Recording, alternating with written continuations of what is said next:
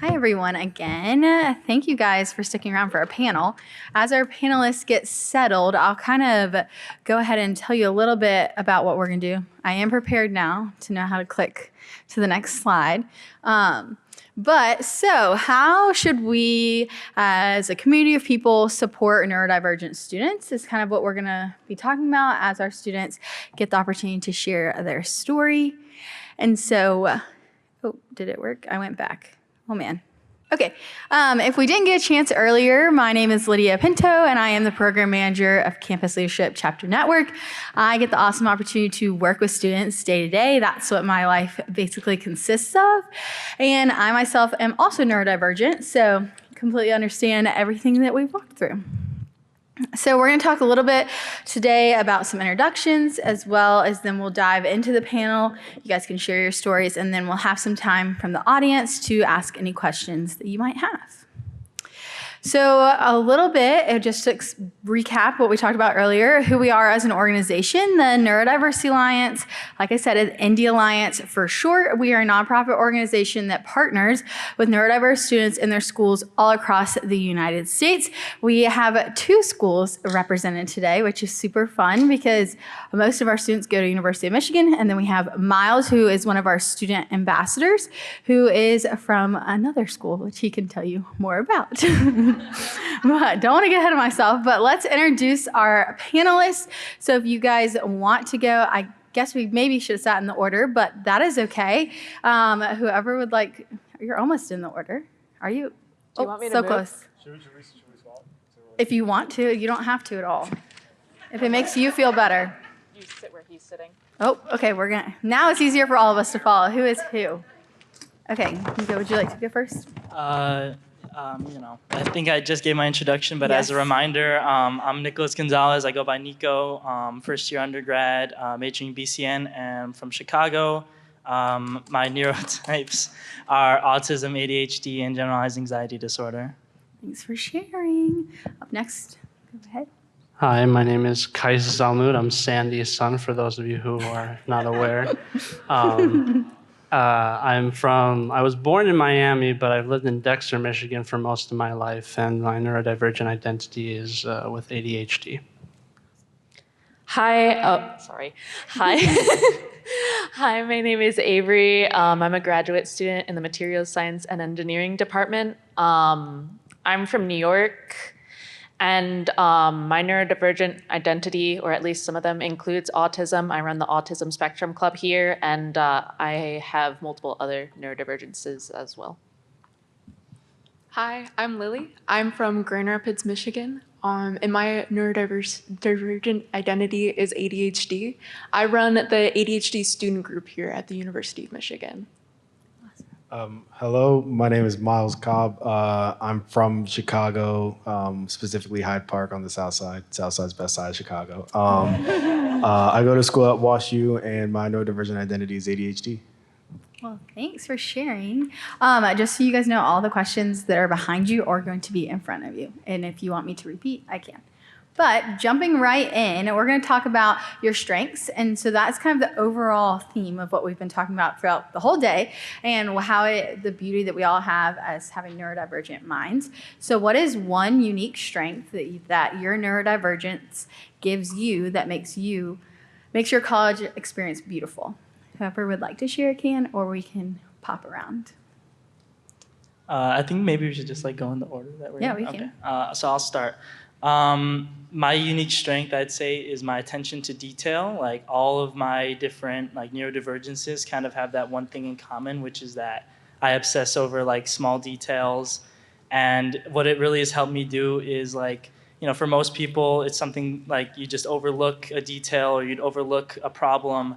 But it's I almost can't not see everything that could go wrong or can go wrong. And that's really helped me make sure with assignments that I'm submitting the correct thing, with interpersonal relationships that I'm not offending anybody or stepping on any toes, and just things like that has really helped me to kind of succeed, is just being very detail oriented. Hi, yeah. So throughout my academic experience, I've been also very detail oriented and goal oriented in my work. I try to give as much as I can to the topics that I'm interested in, and the topics that I'm not so interested in are a little bit harder for me to motivate myself to work through. But one specific strength that I think is unique to me through my neurodivergence for my college experience specifically is that I'm a bit of a talker.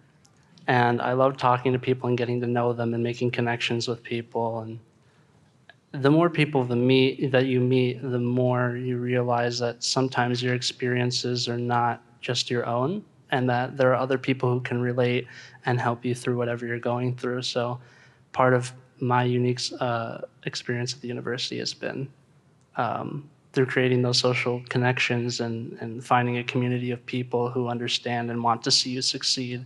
And that helps reinforce the idea that you should also succeed. I guess for me, I'd probably defer to the experiences that my neurodiversity has offered me. I thought about this question for a while, and I wasn't really able to come up with like a great strength that like my particular neurodivergence has given me. But the one thing that it has given me the opportunity is to be exposed to a wide range of experience, both really good and really bad. And as a result of these varied experiences, I sometimes feel like it gives me kind of a capacity to connect with people in different ways. It exposes me to a wider range of people than I would have ever expected to engage with. And it allows me to have the openness to, even if I don't understand people's experiences, to try and connect with them. I feel like similar to Avery, as somebody with ADHD, I often feel like I'm the one who's out of the loop. It feels like I'm constantly updating how I see the world, maybe feeling a little bit one step behind folks. But this, I feel like, has given me a perspective to approach others and approach many circumstances with a lot of curiosity. Because I'm so flexible in how I see the world, there's nobody who I meet where I'm like, oh, you're breaking the rules, like there's something wrong about you. I feel like I'm a lot more flexible when it comes to others' identities and values, even if they differ from my own. I would say for me, it's probably the public speaking, I would say. And in that way, not just public speaking for projects or like I'm doing right now, even though I am a little bit nervous, but also the ability to kind of connect with people and build those relationships, not just with peers, but also with adults in my life. So that's, faculty members, staff members of WashU, and then obviously my classmates and stuff like that, and building those relationships kind of leading to beautiful, beautiful scenarios in classrooms. So. Wow, thank you guys for sharing that. I think that a common theme between all of you is the sense of community that you get to have and how that is a strength that you bring to the table, especially when you're in college. And so I love that you guys got to share that, and now everyone knows that. But moving on, we're going to talk a little bit more about well-being. And so how have you redefined success to fit your brain rather than trying to fit into a traditional academic mold?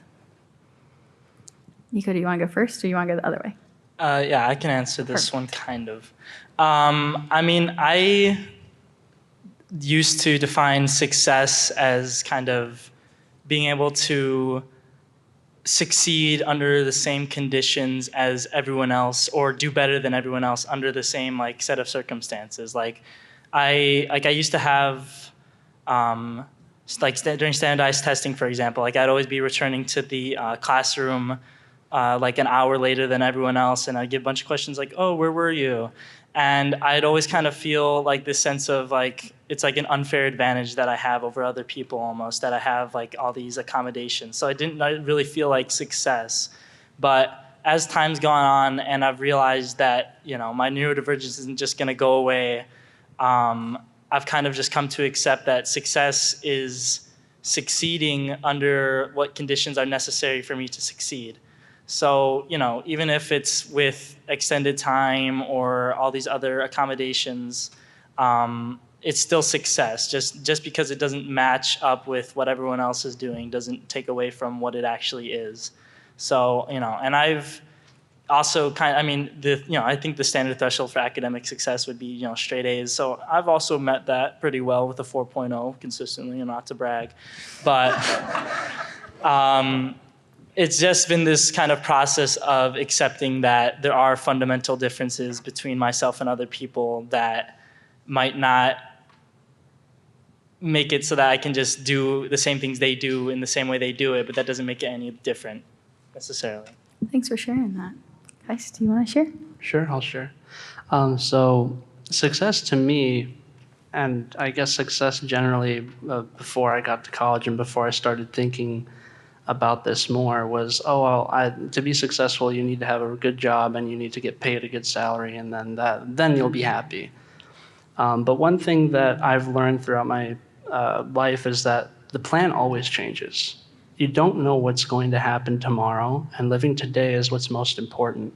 So I've redefined success for myself to be that no matter what happens, whether you do a lot of work today or you don't really do a lot today, that as long as you do something to help yourself or help someone else, to me, then the day has been a success. And the little successes build up to be a successful life. And that way I'll always be fulfilled in what I do and be proud of the work that I do for myself and for others. That was awesome. Thank you for sharing that. I think that a lot of people can relate to that statement in a lot of ways. But you always see this saying of like, days are really long, but then days are really long, but then weeks and months and years are short. So I think that that's awesome. Avery, would you like to go next and share? Sure. A lot of what I've done to redefine success is to pay a lot more attention to where I started from rather than just looking at the goals. I have a very rigid thinking pattern, so sometimes, especially in the past, I can get very stuck to what I want and making that happen the exact way I want to. And it used to really bother me because, nothing ever happens the exact way that you want to. But over time, as I've learned to be more self-compassionate and I've seen the great amount of barriers and success that other people have experienced, I've tried to look more into how far I come. And this can even apply to on a day-to-day basis. Like, as you said, like some days you do a lot of work, some days you don't. I try to look at the energy levels that I'm starting with, the responsibilities that I have, and be like, oh, look, I did something. Even something can be a success sometimes, so. Lily, would you like to share? Yeah. So I feel like I don't know if I have redefined success a whole lot. But I feel like something big that I've done is I feel like I've stopped attributing success to a large portion of my self-worth. So like I still want to show up as a successful student. I want to turn in the assignments and I hope that they're on time. But if I don't, it's not reducing my value as a person. It just means that I wasn't successful. And so still it's about success, but I'm not success. I'm a person. That's good. Yeah, I guess for me, it's kind of the mantra of like, if first you don't succeed, try again. I played baseball, which is a game of failure. You make it to the Hall of Fame if you bat 300, which is hitting a ball 3 out of 10 times. So it doesn't happen a lot, but I think it's realizing that like, in order to know what success is, you do need to fail a couple times. Like I recently applied for a program for some research, and then I didn't get it.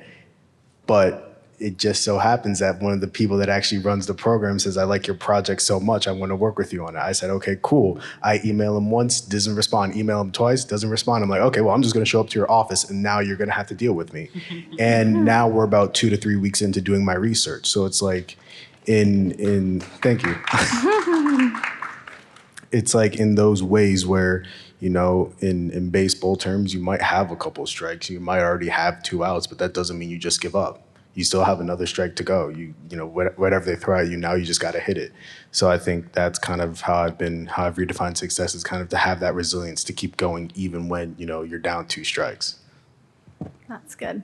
Everything you guys said was actually incredible. I like to think of success as everyone's success looks completely different. It doesn't have to be the same. No one's success is going to look cookie cutter the same, even if that's how we see it a lot of times. And so I love how you guys all see it differently. So thank you. So now, still staying on the same topic, we're going to talk, what does a truly inclusive learning environment or maybe a safe space on campus look like or maybe feel like to you?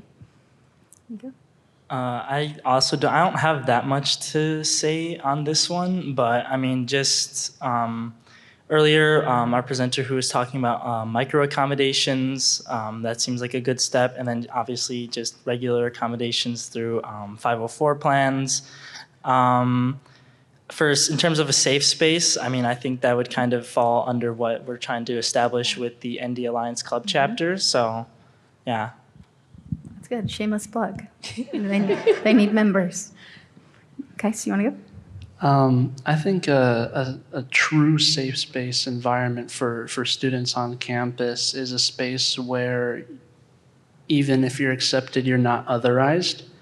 Throughout my life, I wasn't aware that I was neurodivergent until fairly recently. And my younger brother, who spoke at the previous Beautiful Minds conference, was here, and he did a panel. He's high functioning with autism. And so from a very young age, I've been aware of how other people have been talking about people with autism, using the word autistic as a means to degrade or call someone else stupid. And growing up with that, thinking, well, you're saying this thing, but I have this direct personal reference that shows me that that's not true. And I think a true safe space is a space where we don't have to feel like we're being protected. We just feel like we're included, and we're not expected to feel sorry for ourselves or to live up to, like to break the mold in the ways that other people see us, but to just be, and to be accepted and to be wanted. That's a big part of it too. That's awesome. Thank you for sharing your personal experience with it. I think for me, I really liked how it was said in one of the earlier presentations to expect variability, not plan for the variance when it occurs. I feel like sometimes school becomes hyper-focused on needing to memorize and learn and, apply all the information that you acquire in classes, when in reality, schooling settings are a place to learn how you learn and expand the different ways that you can learn so that you can apply that in an independent way as you grow older and move throughout your life. And I think safe spaces are spaces that are willing to meet students wherever they are on that learning journey and help them to get to a point where they're learning in ways that are really effective for them and allow for that kind of independent charting of their own learning course without also forcing them to do that process all on their own. That's great. That was really good. That deserves some claps for sure. I think I'm blown away by the answer, honestly. Lily, would you like to go? Yeah. So when I think about an inclusive learning environment, I think about one that is completely shaped by the student. I feel like the most frustrating part of being somebody who was diagnosed late, like just this last year, was that I was always put into a group. And I think it's difficult to try to accommodate for one person, especially with everybody being so different, when you're kind of put into a group like that. And I feel like sometimes even in our inclusive learning environments, we still put people into a group of, you have ADHD, so how do we treat you as like a person with ADHD instead of how do we help you as an individual? So I think that's what an inclusive learning environment looks like for me. That's great. Y'all make it so hard to follow up at the end. Jeez. I think for me, one of the things that's I think most important for an inclusive learning environment is that it's not just a student to student or teacher to student relationship, but that it is a true, like, you can have a relationship outside of the classroom. I think as shameless plug, as a mentor for the Neurodiversity Alliance for a very long time, one of the things I learned that was most effective is that you can't just be a mentor in that space. You need to be someone where if they see you in the hallway, they can run, give you a hug, and then carry on to their next class. And I think that to me is one of the most important things. Even in college, some of the safest spaces for me that I feel, it is not just because, I feel like I'm being accommodated, but it is also because I have a relationship with the professors and the teachers, that they know me beyond my ADHD and they just know me for being Miles. So I think for me, that's what it looks like. Yeah, that's great.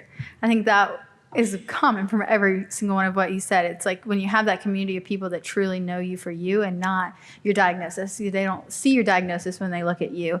And like Nico said, shameless plug, that's what you're trying to create. And I think that that's going to be transformative at this university.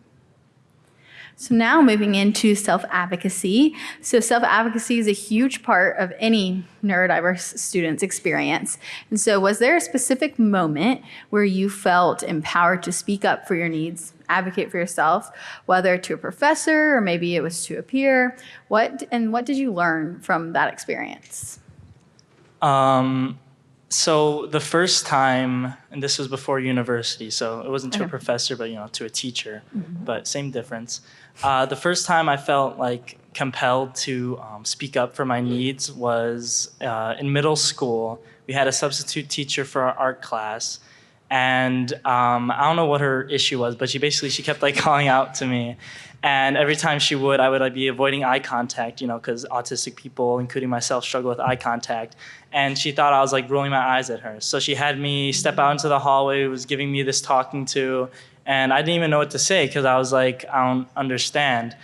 And I just kind of sat with it. And then I ended up telling one of my teachers who I was close with, and then she elevated it to the principal, and it became this whole thing. And what she told me was that, like, next time for future reference, if this happens, you should say something. Like, you should speak up for yourself.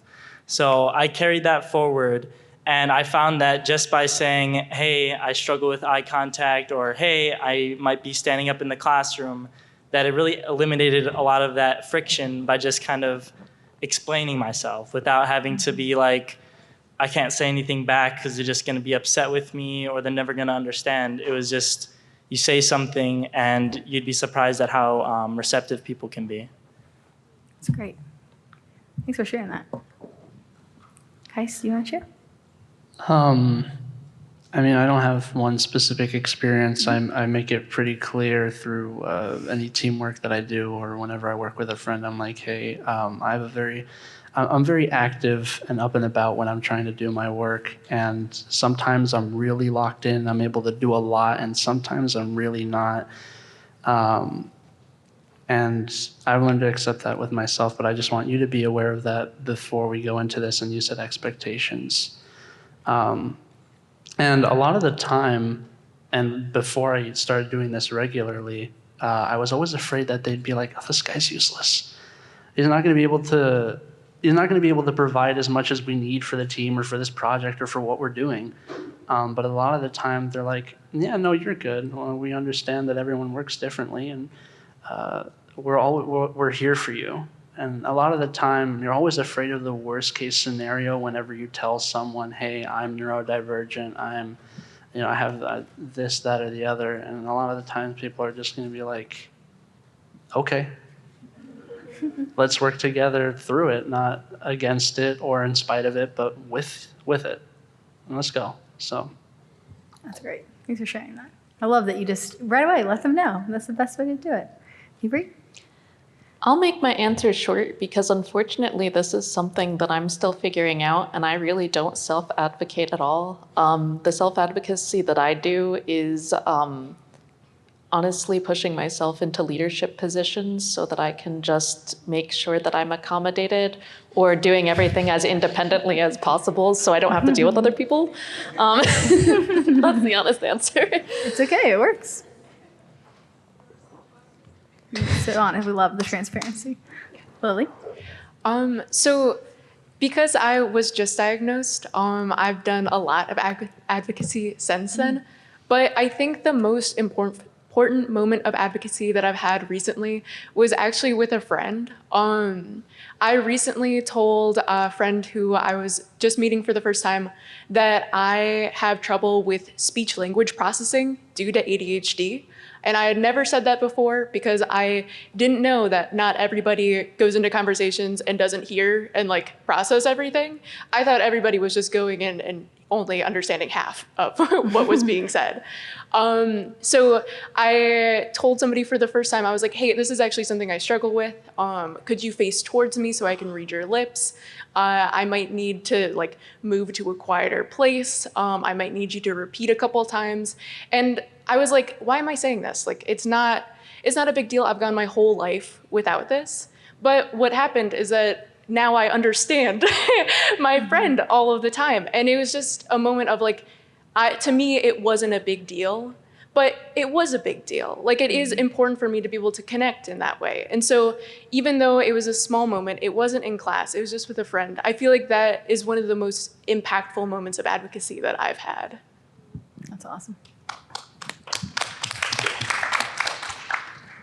I think for me, I got diagnosed going into 5th grade. And I think I've just been extremely lucky to the point where it's like every single year I've basically had someone that's helped advocate for me, even all the way up to like my freshman year in college.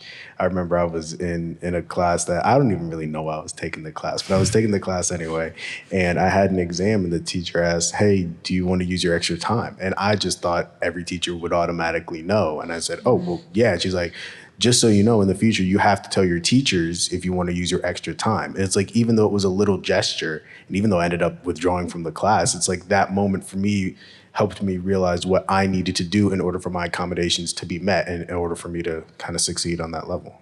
Yeah, it's a good moment. Thank you guys for sharing all of this. I know it's very vulnerable to talk about self-advocacy and what it looks like to you, but I'm proud of you guys and how you're working towards it. It's not an easy thing by any means. It's something that even going into the career world, you will continue to have to do. So proud of you guys. Now we're going to talk about belonging and what it looks like to belong. So how was finding other neurodivergent peers or maybe an indie community change the way that you see yourself, or change the way that you like show up on campus or present yourself to other people? I mean, as a member of the Neurodiversity Project, like, I don't know what the exact percentage is. I think it's like 80%, right, of us are neurodivergent. So it's like, wow, there's a lot of us. So it's kind of just more, seeing myself not as like this statistical rarity and being like, yes, I'm different, but it's not like I'm the only person who's ever been different. And a lot of people are different in the same way that I am. So it just made me kind of see that it's not some like unheard of thing to be neurodivergent. And then specifically through my research, like I was saying earlier about like kind of shifting from that more medical lens to the neurodiversity perspective, where it is not just some condition to be stamped out and treated, and recognizing that, you know, there's certain aspects of my identity that are wholly ingrained in being neurodivergent that I wouldn't want to change even if I theoretically could. So, and then seeing things like that in my peers, like even from the other panelists talking about, you know, sharing their own personal experiences with it. I don't know, it just made me feel more like that there is a place to belong. So, yeah, and then obviously we're trying to establish another neurodivergent community with the Neurodiversity Alliance, so, you know. Yeah, I kind of talked about this a little bit in the previous question, but the more I opened up to my peers about my ADHD and working through that, it started to shift from something that I had to work against and it's something that I was willing to work with. I know that not every day is going to look the same. So that just being open about it and being around people who are willing to accept me for that and not judge me for it definitely helped me build a sense of belonging through the work that I do. Love it.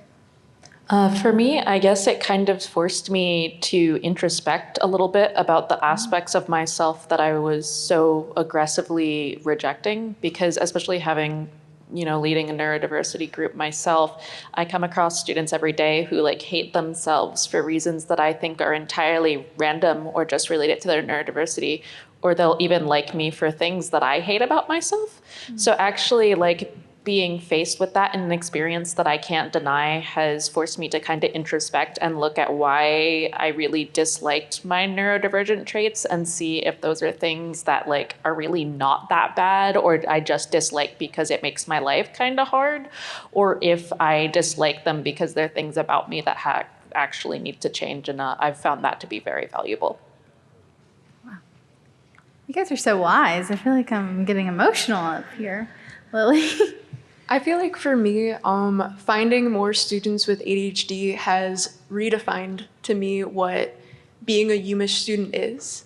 I feel like a lot of students enter the university with a lot of imposter syndrome, and I definitely entered with a lot of imposter syndrome. And looking around and seeing some of my peers, I was like, this isn't me. Like, even though I'm at the university, I'm obviously not a UMich student. And I feel like finding a community where I see all these students and I see them with their struggles and I see them thrive, it has redefined to me what it means to be at the university. Oh, that's so sweet. Oh my goodness. Miles? I do want to give another shameless plug to the Neurodiversity Alliance in my Eye to Eye chapter. I think, like I said, I've been a member since 6th grade. I've been both a mentee and a mentor, and now a speaking ambassador. And it was really because of the people that I've had throughout that program that I kind of turned out the way I am today. They're the ones that taught me that my ADHD is not it's not a deficit, it's a superpower, right? Superman is still Superman regardless of kryptonite.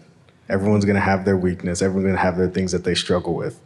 But it's kind of the way that you carry on and carry yourself in that way. And I think the way I show up now is very much due to the fact that I've had such a strong community. That's great. That's so sweet. Yes, not a shameless plug. As you can see, it works. It's great. But I think that you guys, what you say with that, it's so important to have community people that can see you for you, because then that makes you not feel alone and it makes you love the things about you. To me, I feel like I attract neurodivergent people. I'm like, or my radar goes off and I'm like, oh yeah, you're neurodivergent too. And so I think that you can find people like that. It changes how you view yourself and you start to love the things about you that maybe you didn't. Avery, you said that so well. Moving in to, there we go, the younger you, in a sentence or less. We can go a little more if you have more to say, but what is one important piece of advice that you would give to a younger ND student?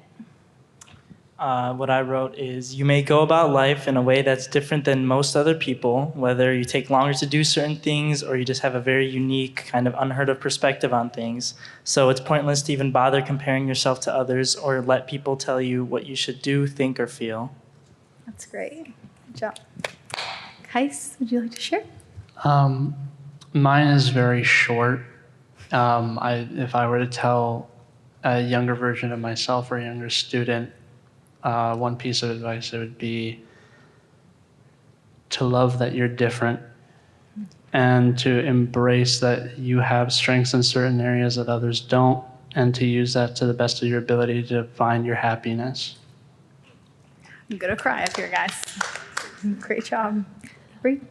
For me, I thought of a lot of people tell you to always give 100% or give your all, but I feel like if you're someone who takes things really literally, that you need to understand that that doesn't mean trying so hard that it makes you want to die or that it's actually harmful. You still need to wake up every day, take care of yourself, and even enjoy yourself. So make sure to create balance in your life.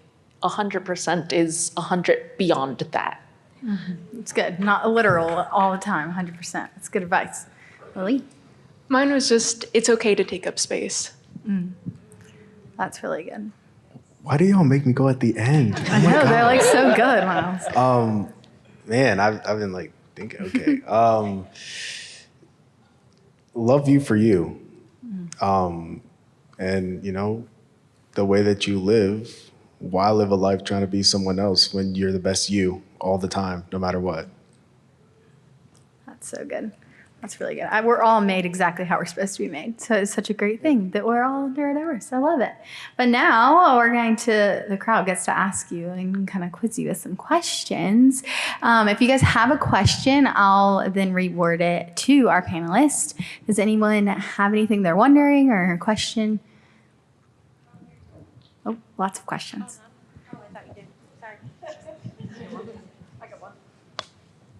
Sure, thank you. I'll be brief.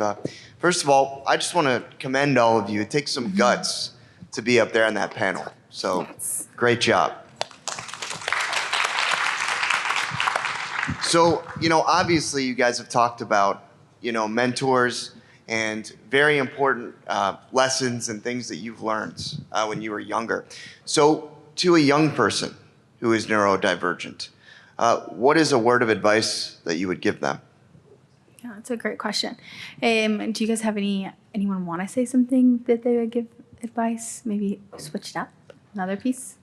I mean, I think everything we just, like those one-liners that we all just gave would apply, but also kind of touching back on advocacy, try to do everything in your power to make sure that there's systems in place to support you, especially if you know that you're not gonna be at the same level without those supports. Because for a long time, I was even kind of hesitant to accept that I have all these like different accommodations. Like it's almost like you don't want them because you don't want to seem different, but you do have to kind of concede at some point that you're different and that there's things that exist to help you with your differences.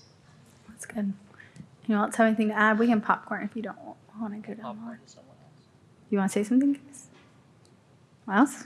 I mean, yeah, kind of along the same lines with accommodations, like use them. They're there for a reason. Please, like, use your accommodations. I mean, I love to use like examples and stuff like that, but like, in order for Spider-Man to be Spider-Man, he needs to make his own web fluid.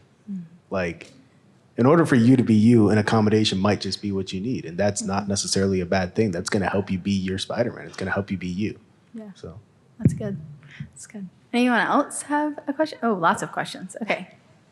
Me? Anyone can go. Me? Okay, I'm gonna go. So I am the proud mother of a 7-year-old autistic ADHD boy. He is very bright, very funny, but has no cognitive. What's the word? Cognitive. Comorbidities or anything like that, so he's very, very smart. And so he is very aware of his differences, particularly socially. And so the things we're always looking out for are anxiety and making sure that we're kind of helping him navigate it. And one of the best pieces of advice I got from a doctor when we got his most recent ADHD diagnosis was, this is not a kid who needs social skills classes. This is not a kid who, like, you talk to him about social skills, you talk to him about a situation, he knows it, he just can't access it because the confidence isn't there, there's anxiety getting in the way. So put him into situations where he can build on something that he already enjoys, develop confidence, and the social skills will come as a byproduct of that. And so I kind of wanted to ask all of you, where did you find your confidence space? Where did you find your space where you really found yourself and suddenly things started to click on those other side? Yeah, that's a great question. I'm going to reword it just a little bit so that we can make sure we have enough time.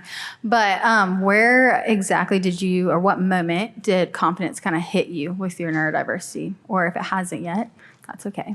But Yeah, I also have autism and ADHD, and I think basically what you just described from that doctor sounds a lot like some advice that my parents possibly could have gotten, and I wouldn't have had to sit through all those speech therapy classes where they're trying to teach me how to like be empathetic in the same exact way that anyone else would be, when I'm just like, what's the point? Like, I already see what you're trying to get me to say, so I'll say it to appease you.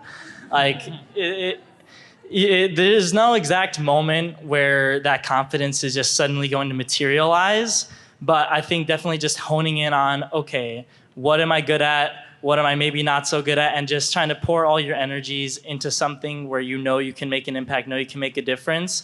And you might not even be confident. Like, I'm sitting up on this stage, I'm not exactly confident. I'm kind of just thinking of, okay, I have to get through this, so what should I say? If someone was in my shoes, like, what would I tell them?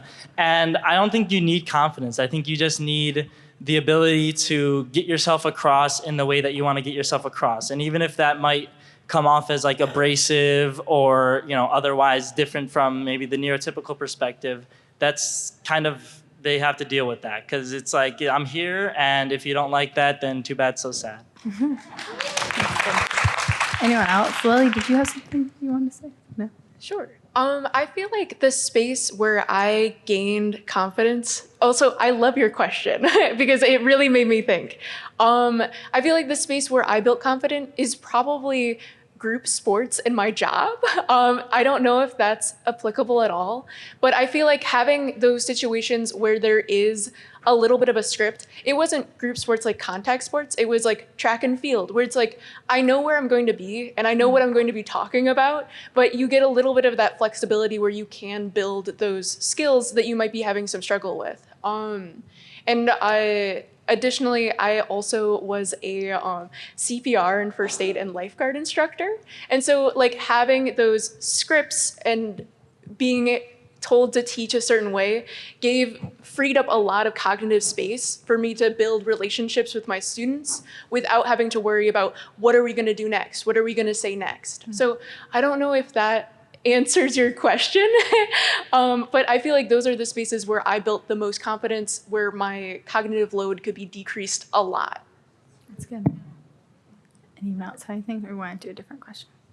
Different question. Oh, I have one. we'll do you next. Okay. Sorry. So first of all, I wanted to say each of you and all 5 of you are fascinating, amazing students, scholars. So I just wanted to appreciate all your hard work. And secondly, I have a question. Imagine you want to advise your language instructor, professor, secondary language instructor. Just let me know, what kind of professor are you expecting in order to enjoy learning a new language? For example, if you are going through French grammar, would you like to get it like in smaller chunks, or you prefer, as you guys are amazing, when you deep focus, you are like non-stoppable, excuse me. So that is why I was wondering if you have any kind of advice so instructors can use. That's a great question. I think that can apply to all teachers, not specifically language, but do you guys have maybe like, we like to think of it as like, do you have an ideal like professor or like ideal resources that you can get in the classroom? Do we want to go Kais, Miles, and then Avery, do you want to share for this one? Miles, go first. Miles? Okay, perfect. Thank you. I appreciate that. I would say, actually, the teacher that told me about my extra time was in the class I dropped. It was Japanese. I tried to learn Japanese my freshman year, and the pace was really fast, like really fast. I missed one assignment 1 week, and after that, I was playing catch up the whole time. And I think, if anything, it's just patience. Because for me, I know the way I learn languages best is within conversation and speaking a language. And we were learning the alphabet and grammar. And I said, I don't know what's going on. And it's going to take me a minute, but I didn't have a minute to take. So I think, if anything, I think the smaller chunks would be really helpful, and also being patient and understanding that it may not come at the first pass or the second pass. And instead of trying to finish everything in one semester, maybe it's just slowing down the pace a little bit of the class to give breathing room for, if people make a mistake, for them to be able to catch back up. That's good. Kais, do you want to share? Yeah, I've been doing a lot of thinking recently about course improvement, especially since one of the jobs that I'll be doing this summer is improving the mechanical engineering undergraduate capstone course with the university. So I would say one of the ways you can accommodate different students from any background, whether it be from a different country, people who don't speak the language primarily, people who are neurodivergent, etc., is keep the class structured, but emphasize more interaction directly with you as the professor, and make sure that you have engaging material that's different between classes. This is one of my favorite quotes. I heard this from my physics teacher in high school, but the only person who learns in a lecture is the lecturer. because they're the one who's speaking. So if you encourage students to interact with you directly and interact with the material directly, I've learned best from like 10-minute in-class examples that we did all together. I think that would really benefit, especially in a language learning environment, taking like 5, 10 to 15 minutes each class to just practice even a silly scenario with each other in which you can use the vocabulary that you've learned will keep everyone engaged and importantly keep everyone awake because I'm sure you know that students sometimes they fall asleep in class. I'm guilty of this too, but those are some of my suggestions. That's good. Ava, do you have anything you want to say? I'll be brief. For generalized classes, I'd say the more flexible your class is, the better. I did find it. I didn't take the opportunity, but I had one professor that allowed people to complete the assignment in multiple ways, and that really helped a neurodivergent student actually be able to complete and participate in the class. So understanding that there's more than one way to learn information is really key. And to specifically the language component, I find that I have to find what I'm learning valuable. I took a Spanish class and I sat there for 5 years, and I can't tell you a word of Spanish from any of that class. I went to Japan because I got, lucky internship kind of thing. And I learned Japanese and I could talk to people a little bit throughout there. And that was because I had a practical incentive to do so. And because, I was allowed to explore it on my own outside of a framework. So engagement is key. It doesn't always have to be like, speak to me in class. It can be like, hey, you go online, search up these words, etc. That's good. I think one thing that we say a lot at the Neurodiverse Alliance, a lot of our ambassadors say is, as a teacher, we would encourage you to ask the actual students in your class and the students that are neurodiverse that you know of. I know for me, that was the biggest impact that any teacher ever made to me was, I know that you're smart enough to do this. What do you need to be successful? And I think that can transform any neurodivergence experience because you're believing in them. You know that they can do it. And I know any teacher wants any student to succeed. And so how can you kind of adapt and give them the accommodations? Because it's not that they can't do it. It just might need to be done. Like I was saying, different framework. We probably have time for one more question. I think in the middle. Yes. Like everyone else has described, you guys are doing amazing up there and make it look very easy. I know it hasn't been. It's been a journey for you to get to this point to really recognize and celebrate your strengths. So first of all, thank you for sharing those.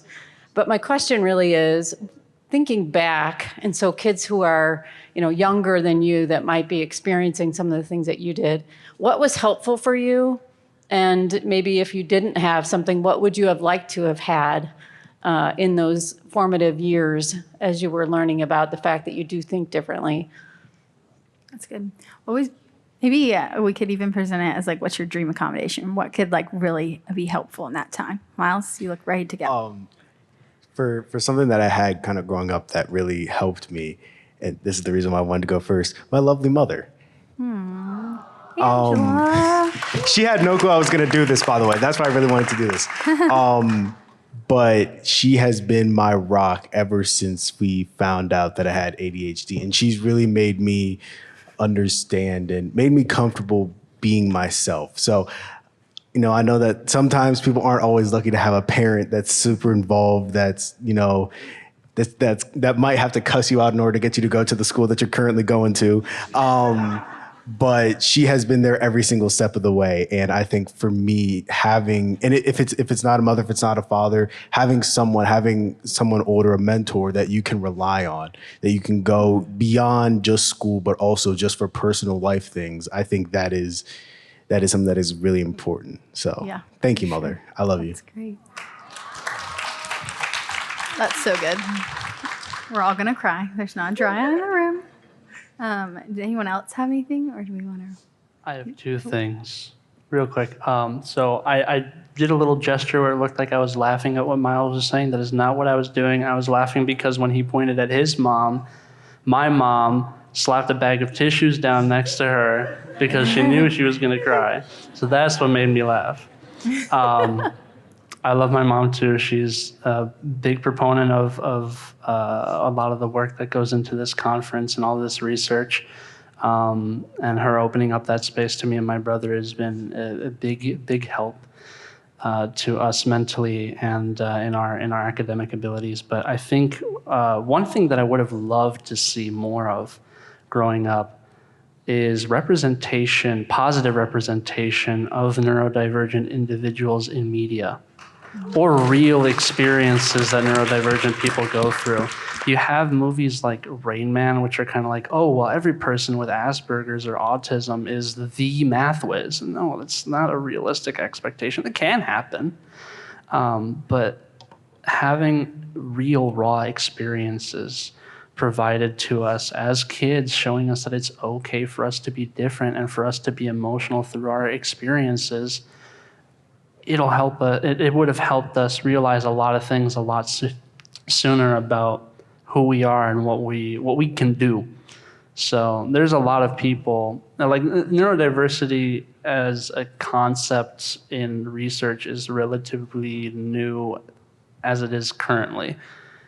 But historically, there have always been neurodivergent people. They've just had to mask it or they've been erased from history.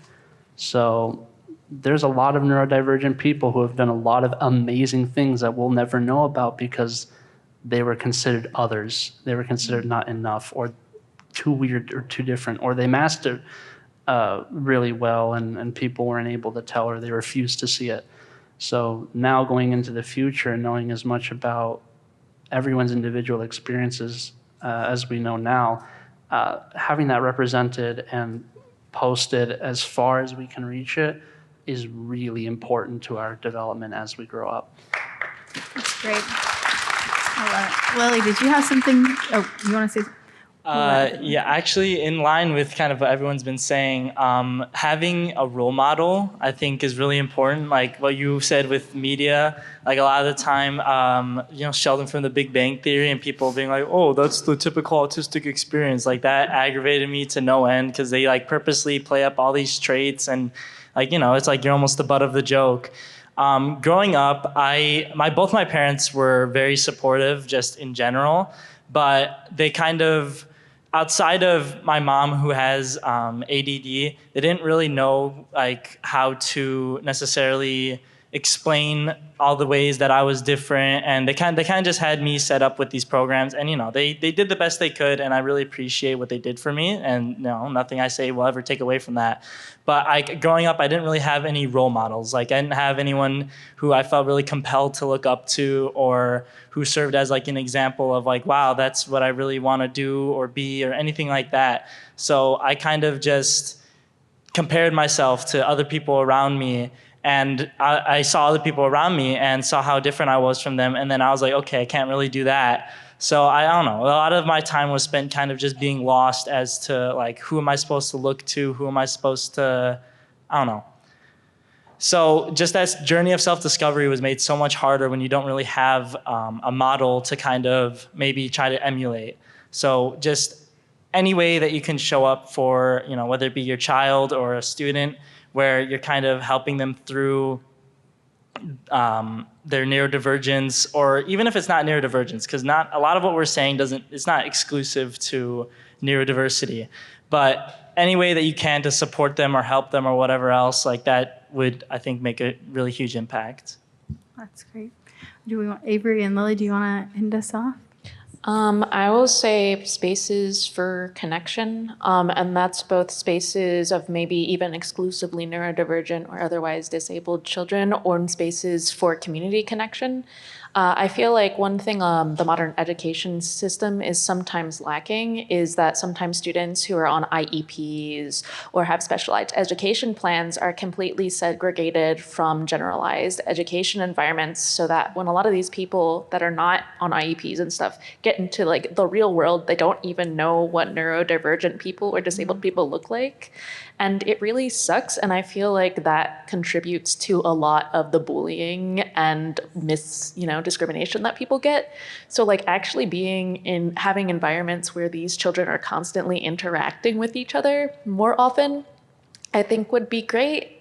And additionally, because bullying still happens a lot, and that's very damaging to children. Also, having spaces where these children can actually aggregate together and feel like they're normal and that they're loved and that they're cared and they have a community, because that's really lacking. And as someone who was bullied my entire life and never had that space, it's hard to recover from that. So having it both ways, I think, is really, really important. That's great. Do you want to end this, Lily? I can. Though it's tough to follow you guys. I know how you feel now. So something that I wish that I had a kid is something that I see in one of my classes. I currently am in a class where I volunteer in a preschool classroom for 6 hours a week. So I get to hang out with 4-year-olds. And we have a lot of neurodiverse 4-year-olds. And so sometimes I feel a pressure to show up and be the role model that I never had. But it's tough. And it's tough to see somebody who is so small but having the biggest meltdown you've ever seen just like show up and be inconsolable. And I think something that I wish I had was something that one of my professors said to me about when I was asking about what to do during all these tantrums. And they were like, would you ever punish a kid for not knowing like what 1 + 1 is? Would you ever punish a kid for not knowing how to spell something? No. And so these kids who are showing up and they don't know how to self-regulate, they don't know how to have these social interactions, why are we treating that different when they are also in a learning environment to learn those things as well? And I wish that I had that as a kid. That's great. I think that, I don't want to cry, but you guys do such a great job of telling your stories. And so I think on behalf of all the audience, we're so thankful for you. So round of applause for our panelists. But I think what you guys need to stand up and bow. I'm just kidding. But I also think that what you're saying is so impactful, and especially why I'm so grateful that I get to do for work. And with the Neurodiversity Alliance, we are able to build these spaces and build the role models that are happening in the schools. And so what is coming to University of Michigan, I know that you guys are going to make such an impact in the community around you, as well as be the role model for other people. And so I'm so ecstatic and excited for that to happen. And so with that, if you guys want to learn more about the Neurodiversity Alliance, as the shameless plugs keep happening, you guys can register here. We also have a variety of resources available on our website. And then if you ever want to find out where we are, what we're doing, any conferences, and learn to attend more, you can find that on our webpage as well. But thank you guys so much. We are so grateful that you let us tell our stories. Great job.